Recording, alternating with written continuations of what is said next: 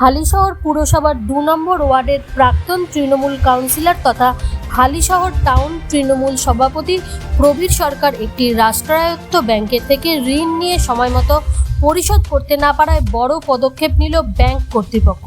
শুক্রবার কড়া পুলিশের নিরাপত্তার মধ্য দিয়ে ব্যাংকের উচ্চপদস্থ আধিকারিকরা প্রবীর সরকারের বাড়িতে পৌঁছে সম্পত্তি নিজেদের হেফাজতে নেন এবং বাড়িটি সিল করে দেওয়া হয়।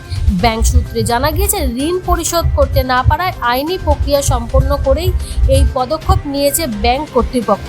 এই ঘটনায় এলাকায় ব্যাপক চাঞ্চল্যের সৃষ্টি হয়। যদিও 2026-এর বিধানসভা নির্বাচনের ফল প্রকাশের পর থেকেই প্রবীর সরকার পলাতক। পরিস্থিতি নিয়ন্ত্রণে রাখতে ঘটনাস্থলে মোতায়েন করা হয়েছিল বীজপুর থানার পুলিশ বাহিনীকে।